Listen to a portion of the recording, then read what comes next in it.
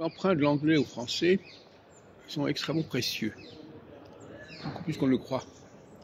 On met parfois sur le compte de l'anglais certaines simplifications du français, alors qu'en réalité c'est tout à fait l'inverse.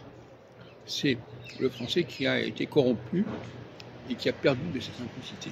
Une simplicité qui est un coup. J'ai introduit l'autre jour la notion de neutre.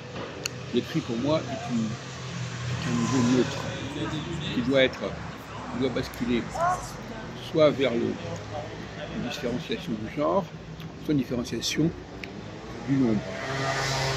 Mais à l'écrit, ça n'a pas besoin d'être précisé. C'est le contexte qui doit le préciser. Donc c'est-à-dire qu'un mot peut être écrit d'une manière X, unique, mais doit être lu de façon différente selon que le contexte parle du masculin ou du féminin, qui parle du singulier ou du pluriel. Et ça peut valoir aussi d'ailleurs pour les verbes. Ce n'est pas à l'écrit de préciser au locuteur comment il faut parler. L'écrit ne fait que donner quelques lignes, quelques structures, mais finalement, il n'a pas la charge de toute la signification. C'est au locuteur lui-même de se débrouiller pour décrypter, déchiffrer l'écrit et lui donner une dimension orale pertinente et appropriée.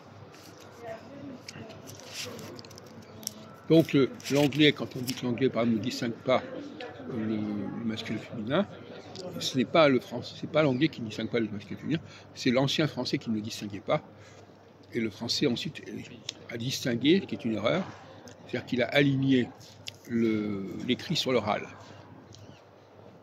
Mais l'anglais n'a respecté la structure du français initial, mais il n'a pas compris comment ça devait se prononcer. Donc il n'a pas compris le mode d'emploi.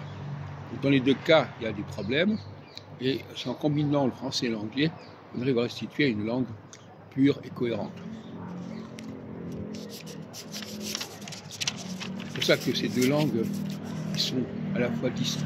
Ces langues ne sont pas si proches que le croire, elles ne sont pas non plus si éloignées qu'on pourrait le croire. Il faut travailler sur leurs interactions, et ça c'est très intéressant. Donc le locuteur doit faire un travail beaucoup plus important qu'on le croit. Il ne doit pas se contenter. Apprendre à lire, ce n'est pas simplement à décoder et déchiffrer directement ce qui est écrit, c'est à le transformer, à le transmuter, à lui donner une nouvelle dimension. C'est un travail beaucoup plus important qu'on peut le croire. En français, la dictée et la lecture sont complémentaires. La dictée, c'est le passage de l'oral à l'écrit, et la lecture, c'est le passage de l'écrit à l'oral.